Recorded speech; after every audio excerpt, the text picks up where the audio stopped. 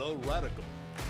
Fundamental principles of freedom, rational self-interest, and individual rights. This is the Yaron I Show. All right, everybody, welcome to Yaron I Show on this Wednesday, September 13th. I hope everybody is having a fantastic week. We have got a lot of news stories, nothing I think big, but lots of stuff going on. So to keep you guys all informed, we'll jump into those in a second. Anything from inflation to what's going on in the House of Representatives to some tech updates, driverless cars, FTC going after Amazon, and some crazy law out of California. But and more that I haven't listed potentially. All right, reminder, you can use Super Chats to ask questions and steer the conversation in your direction. You can also use them to support the show. So thank you, Catherine. Thank you, Robert, for starting us off with everything. Also, I want to, I'm hopeful that today we don't have the internet outages that I had yesterday. On both shows yesterday, we had internet outages right in the middle of the show. So hopefully that will not happen. Maximus is asking if I'm getting the iPhone 15. Yes. My plan is to get that. I think mine's a 13 or something, so it's been a while. Maybe it's a 12 even. So I'm thinking of getting the 15 or the 15 Pro. We'll see in soon. We'll probably go and see what kind of what my phone provider is offering and what's yeah. All right. Let's see. Again.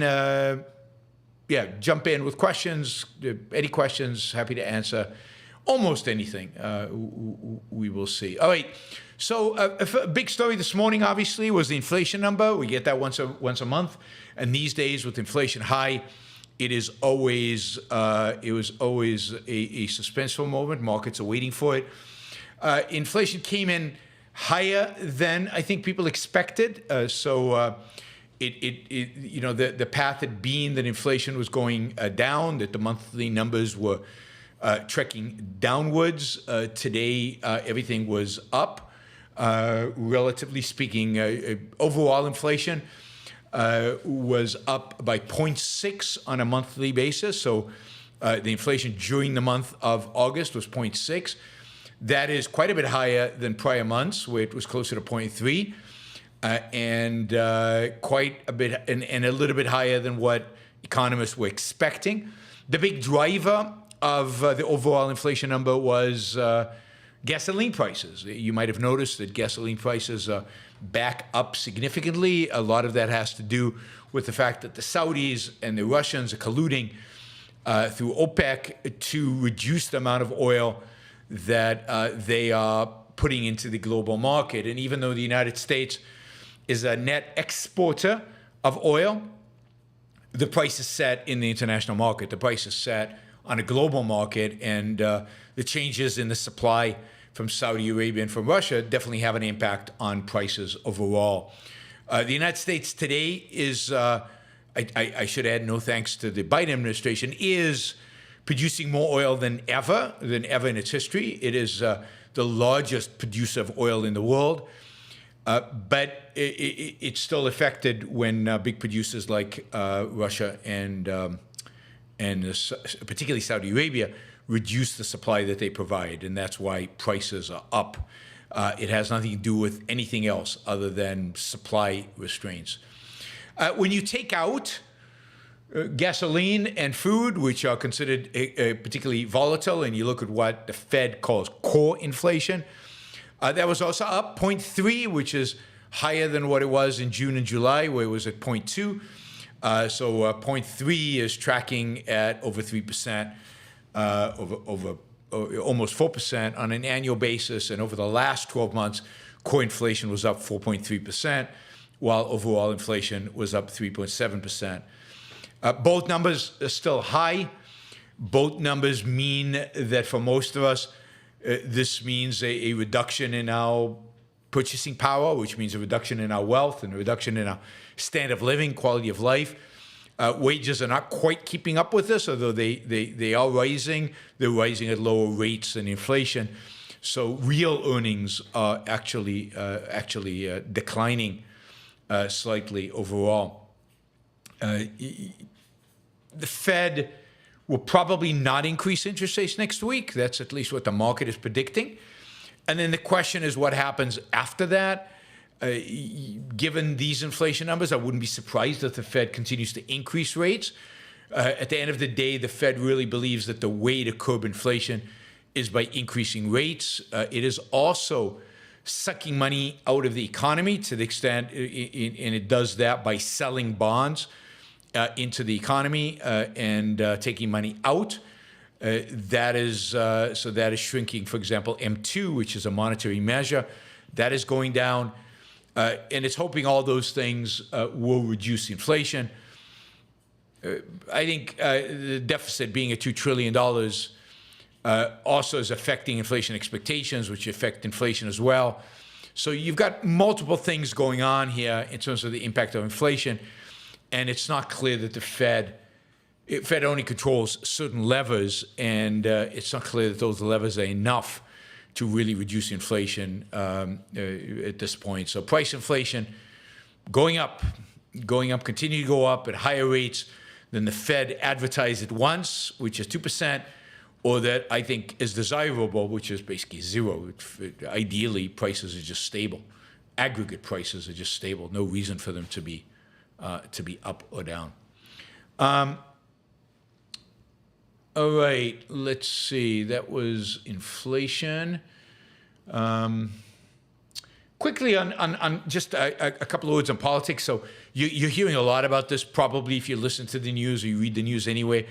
The Republicans are threatening a government shutdown, or put it this way, the Freedom Caucus, so-called Freedom Caucus, the caucus that claims to be for freedom. Those Republicans who are in the Freedom Caucus are threatening a government shutdown. Suddenly they've discovered the government spending is too high. Again, during the Trump administration, they forgot about government spending. That never concerned them. They had no issue with it. But suddenly they rediscovered the issue of government spending, and they're upset about that, and they want to shut down the government over government spending. But they also want to start impeachment proceedings against Biden. And I think Kevin McCarthy, who is the Speaker of the House and of course the leader of the Republican side of the House, is trying to, I think, cut a deal. That's my interpretation of what's going on right now in D.C. I mean, basically, I think what he's going to do is he's giving them impeachment.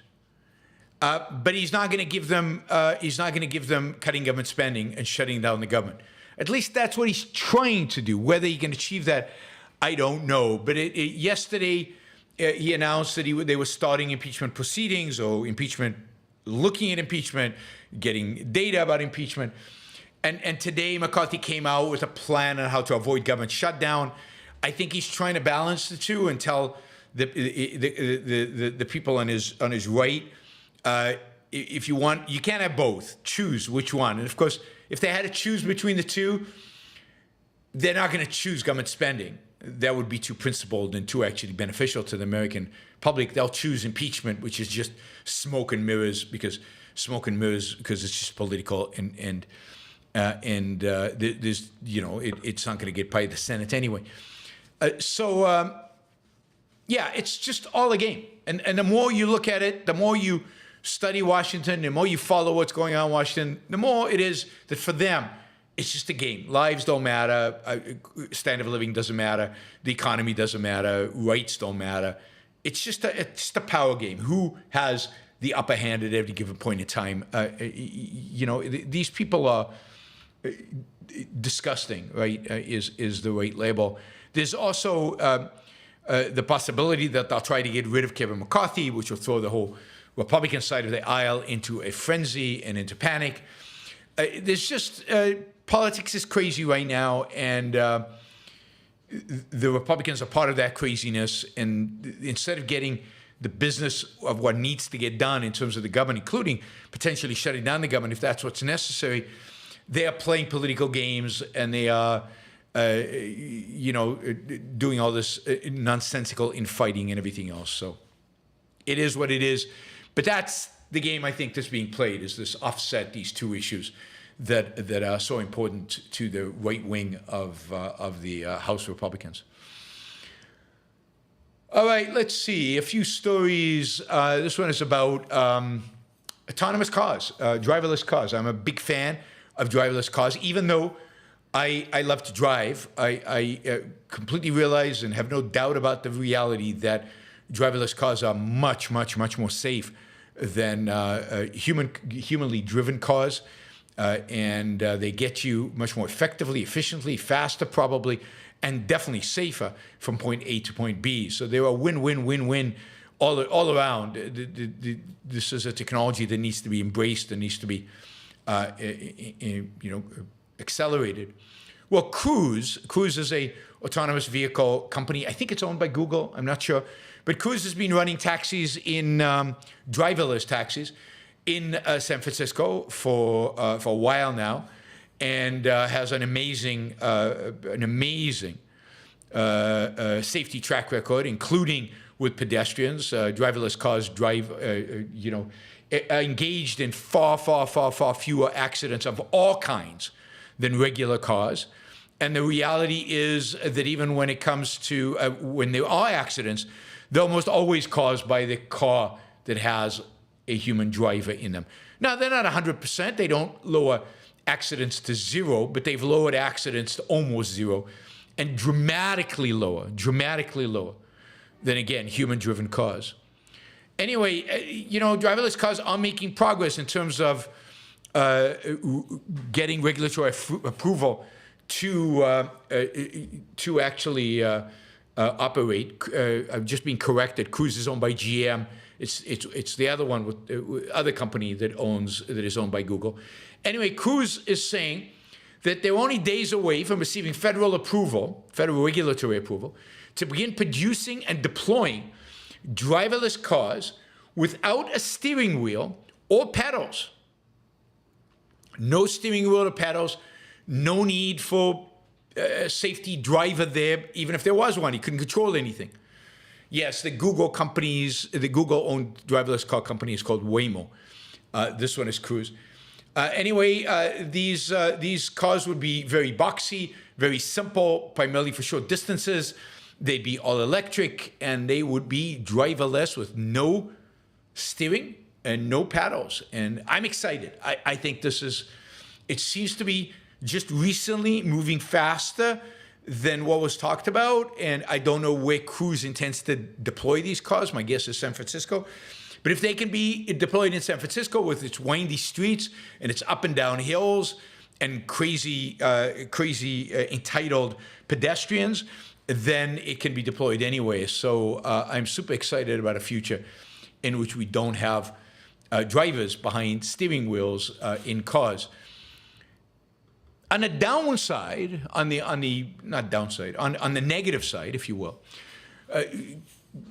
counting California to provide a downer. So California Senate just approved AB 316, and it requires autonomous vehicles weighing over 10,000 pounds to have, quote, a human safety operator, even though driverless cars are safer than human cars. Anyway, physically present whenever on California public roads.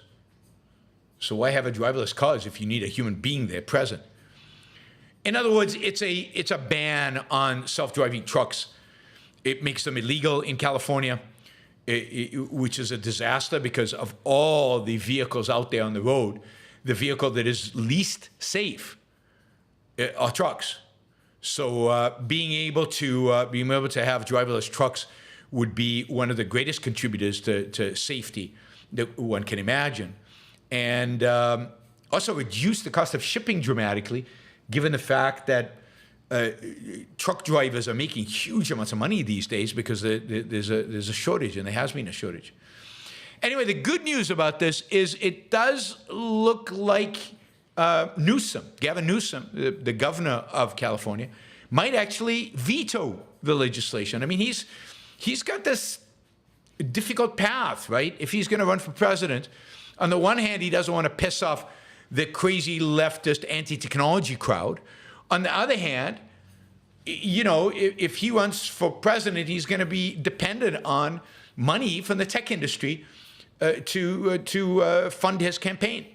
So he has to be pro-tech. There's no way, you know, California government, in spite of all the craziness and insanity, is still relatively pro-tech.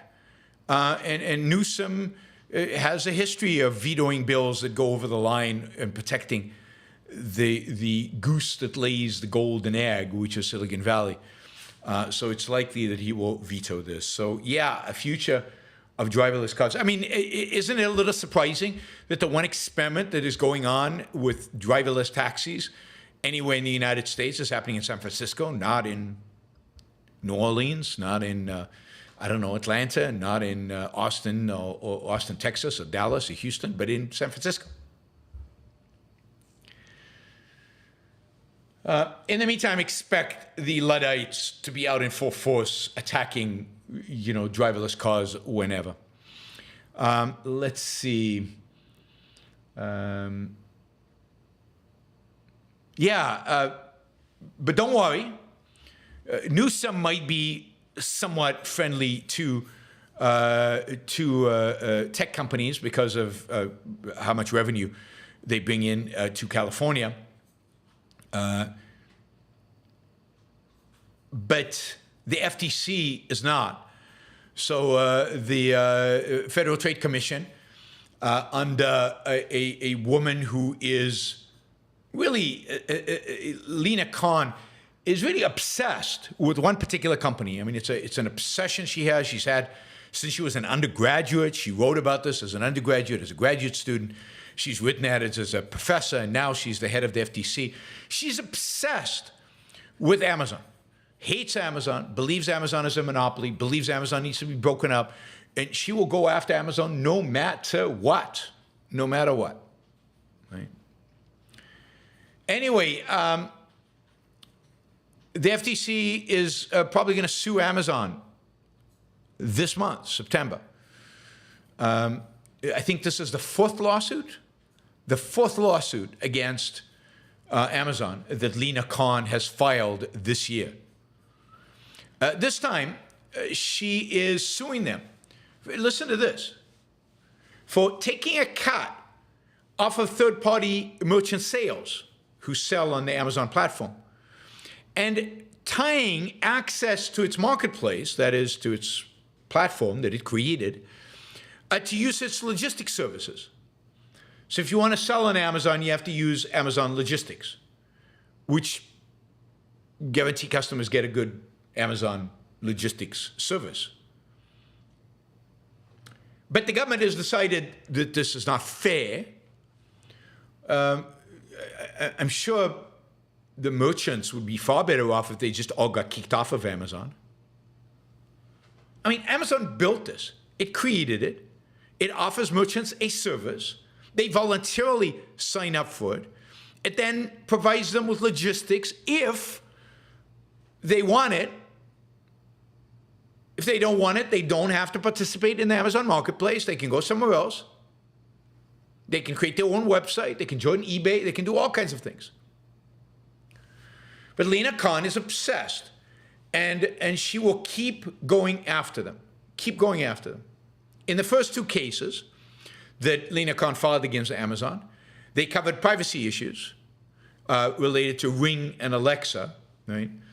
Amazon settled those cases for $30 million. The third case, which alleges the company tricks people into signing up for Prime, then makes it hard for them to cancel, is still ongoing and now joined by a fourth case. And there are going to be others. This is not the end of it. She's going to have a dozen Amazon lawsuits out there. She will do anything to go after these guys. Don't know what it is in a childhood. Something upset her. All right, and then finally, another crazy California law that is that Newsom, the Gavin Newsom is willing to sign. It seems that he will sign, and this is called SB 54. And here, because it's more about social issues, he's more likely to sign it. It's crippling to tech, at least in the short run. This is a law that's going to require venture capital firms operating in California, which is pretty much all of them, to report. It's hard to do this with a straight face.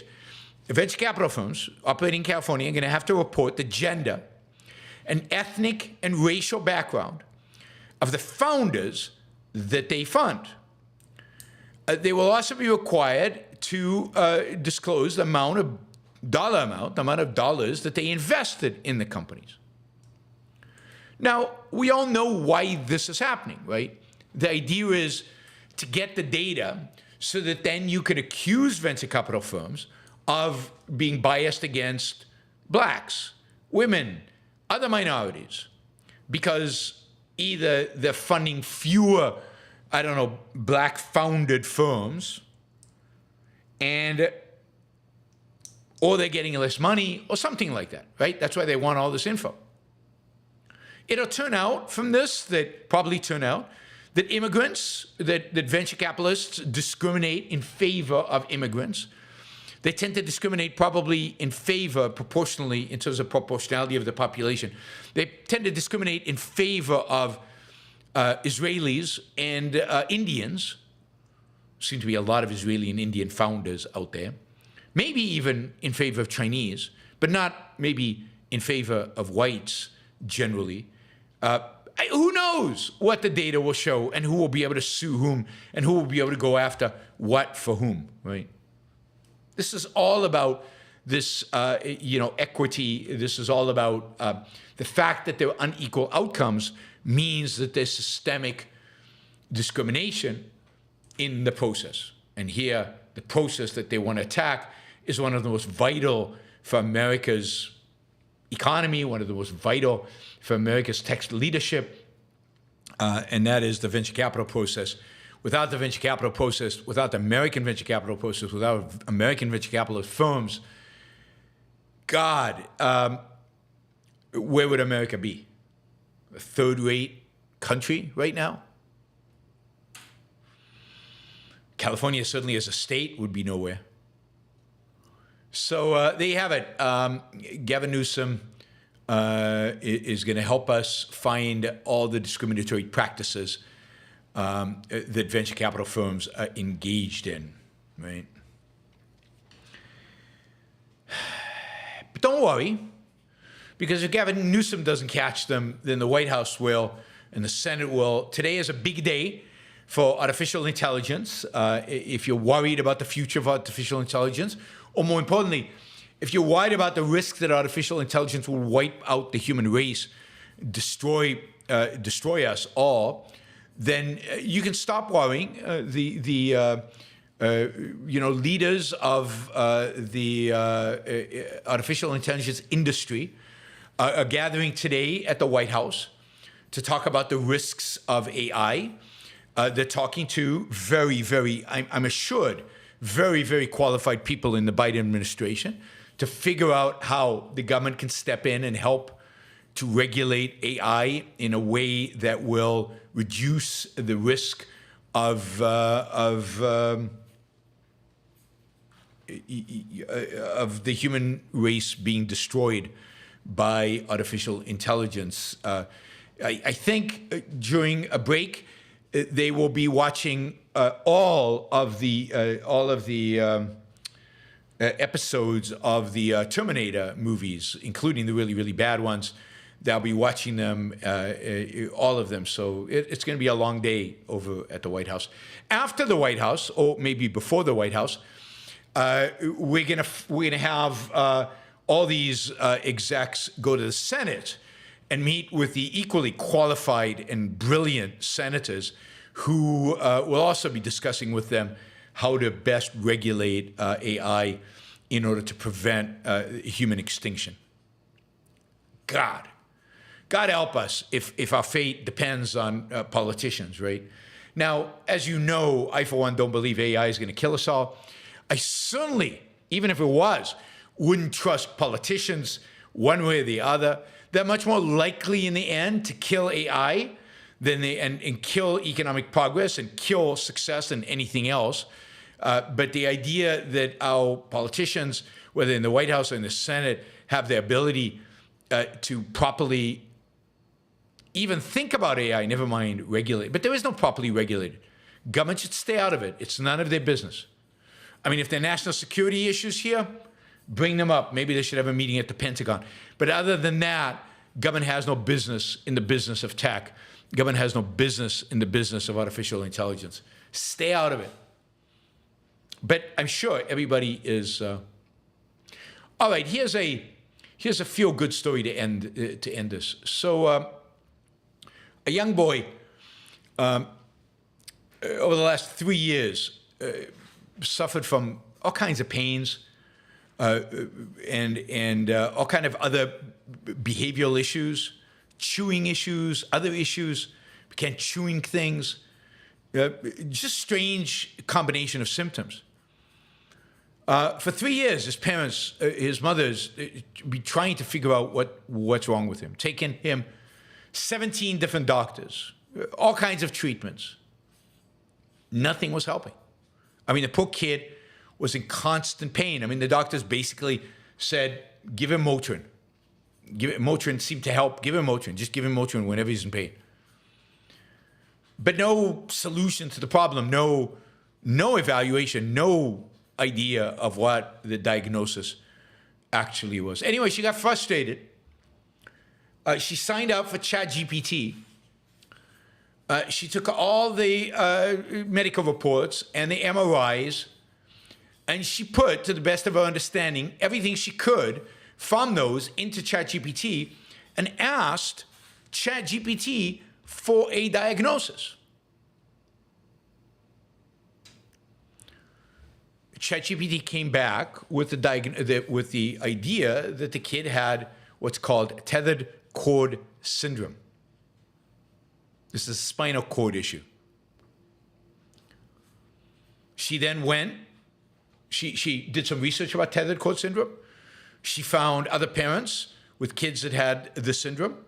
She found that the symptoms that their kids had were similar to the symptoms her child had. She then found a neurologist who specialized or had some expertise in this field. She took her child there. The doctor took one look at the MRI and confirmed ChatGPT's diagnosis of tethered cord syndrome. The child has recently gone surgery to fix the syndrome and is expected to make a full recovery and be pain-free from now on. I mean, wow. Wow. Not surprising, not shocking, but wow. Super cool. This is the promise. This is the promise. And now, it's true that ChatGPT, some of the time, makes stuff up, talks nonsense. They're calling it ChatGPT hallucinates. But even if just 1 out of 5 are this good, that's okay. I'll take the error rate. I'll take the errors. So, I am looking forward to the day where ChatGPT, I don't think replaces our doctors, but is another tool that they have, enhances their abilities. In certain areas in medicine, that this is definitely going to happen, and it as you can see, it's already happening to some extent, and the potential is there for it to happen, even to a greater extent. So I'm excited. I think it's an amazing technology with unlimited potential, just unlimited potential. All right. Let's see. You can ask questions. So I'm moving to the part of the show where I answer questions. So We will move to the chat, to the super chat. Alexis, thank you. Alexis just did £100 sterling. And he says, Yaron, I never had the opportunity to thank you for the shows on the US dollars. Actually did too. So here we go. Do you fear the Goldilocks scenario of a soft landing for the economy, which could teach everyone there is no consequence in printing money and spending to no end? I do fear that, but I'm not too concerned because it does seem like nobody's happy with the economic outcome, even with a soft landing. I mean, the reality is that the economy right now in the United States is not that bad. Again, real incomes are down, but it's not that bad considering everything that's going on. People are super unhappy. People don't like inflation. And one of the reasons we didn't have inflation from the early 1980s or significant inflation until recently is because politicians learned the lesson of the 70s. And the lesson was people really hate inflation. Because inflation is the one kind of economic phenomena that affects everybody. Inflation is the one kind of economic phenomena that everybody experiences and they don't like it. They know when stuff is getting more expensive and they don't like it, and they see their wages are not going anywhere near as much as the bill at the grocery store. So I don't know that the lesson will be, oh, we can get away with it. I don't know that that's going to be the lesson. I mean, look how unpopular Biden is. And we don't have a recession. And look how unpopular Biden is because of the economic circumstances. So I still think, politicians are relearning the lesson that they learned in the post-70s, and that is that inflation is a bad thing. Now, do they have any understanding of what causes inflation? Do they have any understanding of how to get rid of inflation? I'm skeptical, right? And do they think they were responsible for not having inflation, price inflation, during the 90s and 2000s? I mean, a lot of that was not about the Fed and it was not about the central government. A lot of that was about a massive, just unbelievable increase in productivity on a global scale, which, given that the dollar is the reserve currency of the world, had a mitigating impact on the inflationary pressures that were caused by government spending through this period and government printing of money through this period. So the increase in productivity, particularly in China and in Asia generally, had a massive deflationary impact to counter the inflationary impact of the Fed doing what it did. And I don't think people fully understand that. I mean, I don't think Americans understand the extent to which the quality of life and standard of living is so much better today because of trade with China over the last 30, 40 years. It's been a massive boon to the American producer and consumer, to Americans, to America, to the extent that there's such a thing, right? So, Robert says, I especially appreciate yesterday's pushback against pessimism. Optimism is realism. Happy to be a YBS monthly supporter and YouTube channel member. Thank you, Robert. Really appreciate it. Wyatt 516, McCaskey versus Harriman. Who was in the right? Who was in the right? Can I say they were both wrong on different issues, but they were both wrong? I mean, I'd say there's a sense in which they both misbehaved. But as I said, I will comment on Harriman sometime in the future, not today. Michael, is your interview with Harry this Friday at 7 p.m.? No. Interview with Harry has been moved to October. He couldn't do it on Friday, so it's been moved to October. On Saturday at 1 p.m. East Coast time, Saturday, 1 p.m. East Coast time, I will be interviewing Flemming Rose. Flemming Rose was the guy who published the Danish cartoons. He is immersed in the issues of free speech in Europe, we will be talking about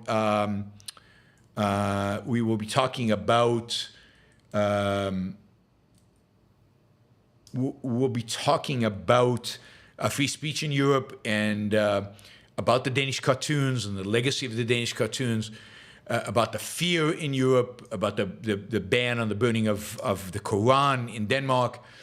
So everything to do with Islamism and Europe and free speech, that'll be on Saturday, 1 p.m. East Coast time, with Flemming Rose, a friend and a really good guy, an interesting guy. So hopefully you'll join us for that. It should be really valuable.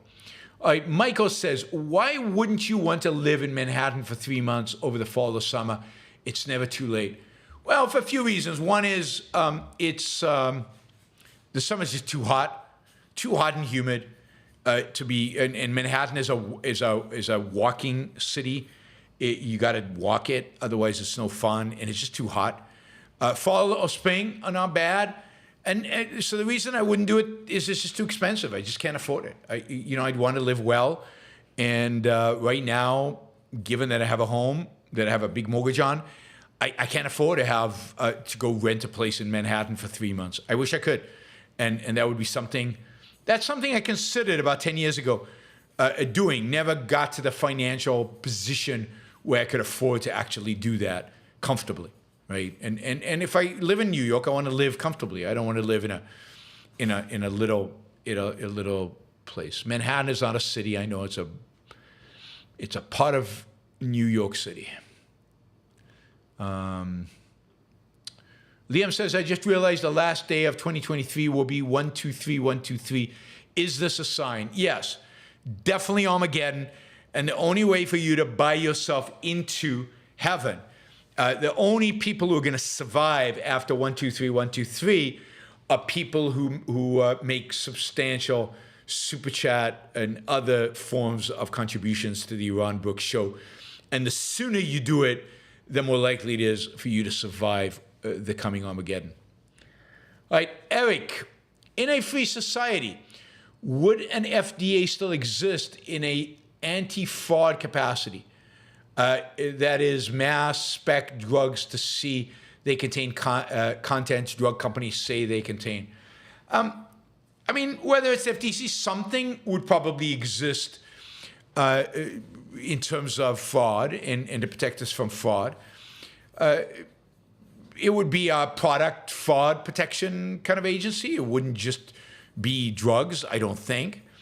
But more importantly, what you would have is you would have a wide variety of private agencies, private companies that would basically test drugs. They test the efficaciousness, they test their purity, they test the harm that they do, they would test the risks that they engage, and there would be a variety of those. And you, as a consumer, there would be a type of consumer report that they would publish, or they would provide reports of doctors who paid them in order to do that. So there's a wide variety. And then you would, with your doctor, consult any particular drug to see if it was appropriate. So I don't think, and they would catch the fraud, right? And your doctor would catch the fraud. So I don't think a government agency would necessarily be needed or have a lot of work, because most of the work would be done by these private agencies,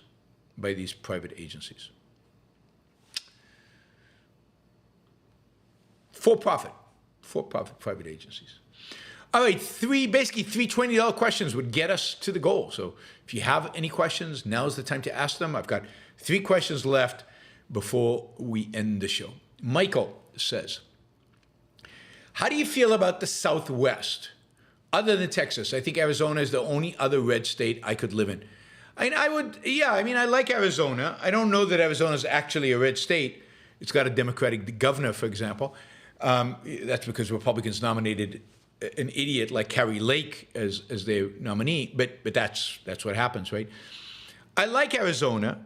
I particularly like Scottsdale. Scottsdale is there's enough of a real city there with really great restaurants and art and culture. The challenge, of course, of living in Scottsdale or in Phoenix is just how hot it gets. It's perfect for winter. If you wanted to winter somewhere, it would be great. The other challenge, of course, is that it is very dry, and I like dryness, and I really liked it when I lived in California. But I have to say that my skin generally, and I think health-wise, a little bit of humidity is probably better. Not as much as humidity as you get maybe in Texas or Louisiana, but maybe something in between would be healthier. But I've definitely considered living in Scottsdale and in the Phoenix area. I wouldn't go to Flagstaff's just too small and too small. Most of Arizona, I mean, Tucson is nice. The hills also behind Tucson is not as hot. So, so Tucson is also nice, but it's small. What I like about Scottsdale is it's basically adjacent to Phoenix, which is a major metropolitan area. All right, the Doodle Bunny.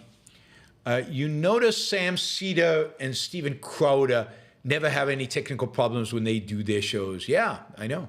If I had the kind of hundreds of thousands of dollars that they do and the kind of staff that they have and the kind of studio that they have built in an office building, I do this from home, then I would not have the technical problems too. But this is a one-man operation. Anybody wants to invest $1 million in my operation to upgrade it, happy to take the money. Right now, it's a one-man operation, and basically it feeds me. So there's not a lot of money to upgrade it. But yeah, I would need a whole staff. To have the kind of operation Sam Seder, Steven Crowder, those guys have, a whole staff. Probably not live in Puerto Rico, because I'm not sure. I'm not sure you could rely anywhere in Puerto Rico on the internet or on electricity for that matter. So I'd probably have to move back to mainland, hire a whole crew, and invest in equipment to get to the kind of quality that they have. Maybe that'll happen one day, but not anytime soon. Chris, can you provide a brief summary of what was going on in Taiwan during the Trump's time? Can you provide a brief summary what was going on in Taiwan during Trump's time? I'm not sure in what sense. I don't know much about the internal politics of Taiwan, but as far as I know, nothing special was going on in Taiwan. China was much more interested in using the Trump era to take over Hong Kong, but still threatening Taiwan on a regular basis. Trump, I think, with his failure to act China involvement protests. Yeah, I mean, I think Hong Kong is more interesting than Taiwan. That is, can you provide a brief summary of what was going on in Taiwan while Trump was in office? What are some good articles to read in regard to this matter? God, I don't know about the articles, but we know that really the really bad thing was what was going on in Hong Kong, and that is the fact that the Chinese, there were massive demonstrations, pro-freedom demonstrations in Hong Kong. China passed a law that basically enforced on Hong Kong in national security laws that held in China and would actually force some people to be tried in China, or tried at least under Chinese laws. There were massive protests that delayed the implementation of this law. But the Chinese did everything they could to suppress those protests. And ultimately, during COVID in 2020, the Chinese basically went in and cleaned up. They used the lockdowns as an excuse. They used the lockdowns as an excuse to basically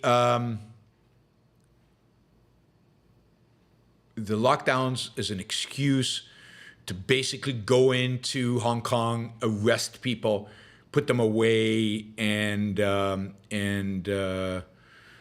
them away in jail, and many of them on trial now, and they'll be convicted.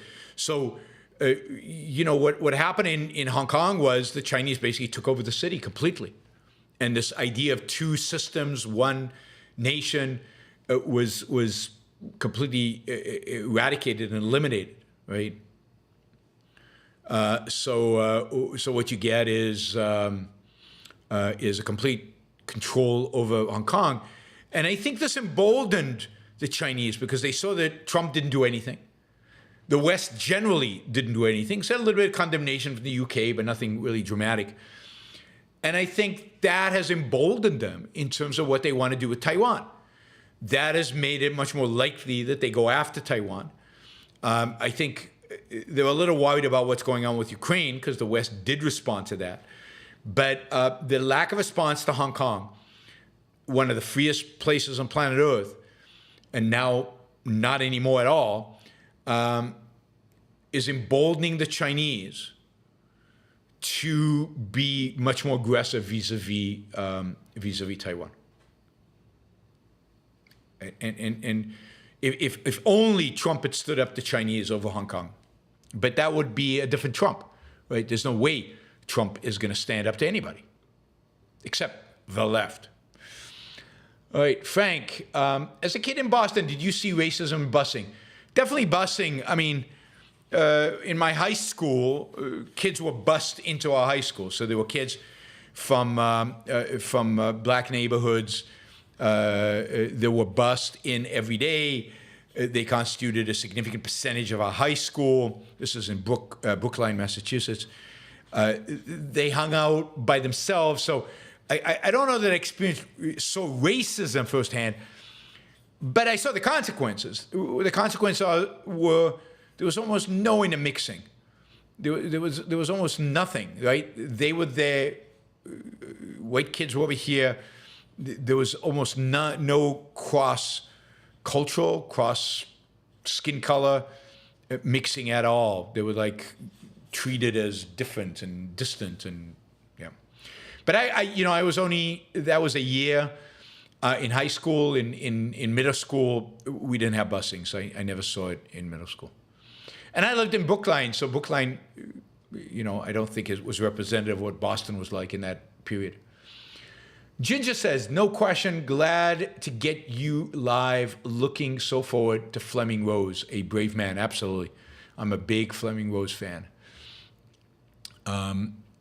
Let's see. Apollo Zeus says, can you get Gene on, please? I've said yes. It's like, I appreciate the Super Chat support, but you don't need to ask the question because I've already told you I'm going to have them on.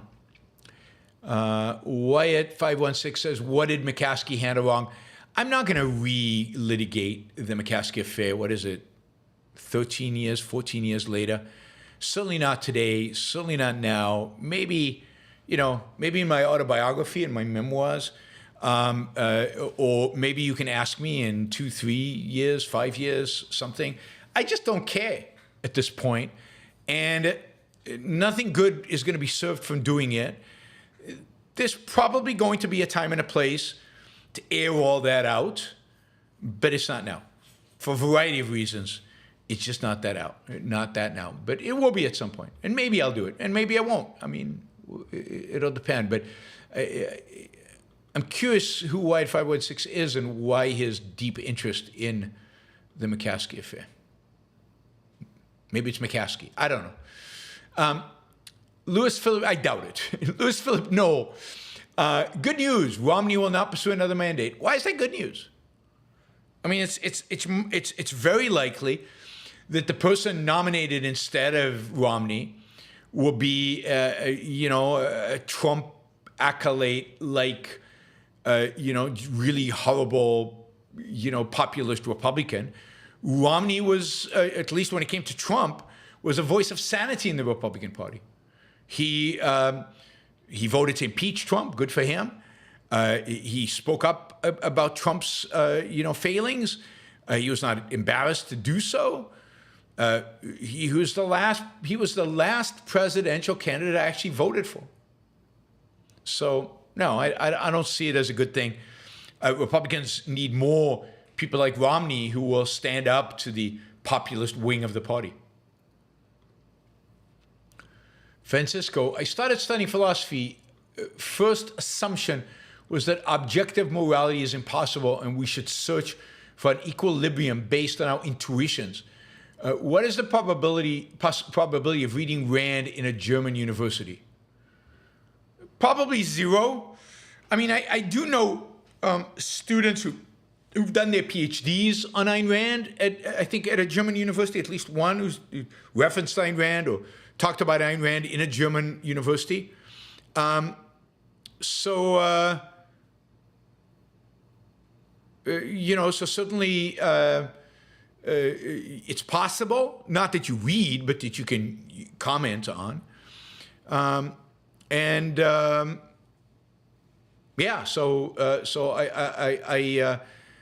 think it's sad, but and the other thing is, the good thing is that a lot of Ayn Rand's nonfiction is now in German, is translated in German, right? So you've got some of Rand's articles and books in German now, and that's a good thing. So, but yes, the first assumption in philosophy is, I don't know if it's a first assumption, but definitely a significant assumption is that we have to use intuitions to discover morality. Where do these intuitions come from? How did they develop? What are they based on? Blank out. They just exist. We all just have them, which is such a cop-out for philosophers who are supposed to dig and find causes. Yeah, our feelings, our emotions. Mark asked, why Romney not a MASH? I like the MASH for the most part. He had a horrible foreign policy, but I like the MASH for the most part, other than his foreign policy. Yeah, he would be better than Romney in all those other things except foreign policy. But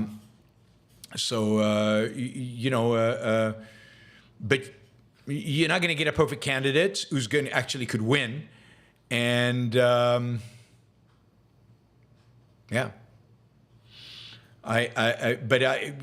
We need more Romneys and we need more Meshes and we need less of the idiots who are in the Senate and the House right now. We certainly need less Trumps. We need a lot less Trumps and a lot more sanity. And both Amesh and Romney brought sanity. Amesh more radical, right? But Amash, that's right, Amash more radical in a positive sense, but again, very bad on foreign policy and very bad on abortion. Romney more middle of the road, but sane and decent on foreign policy. All right.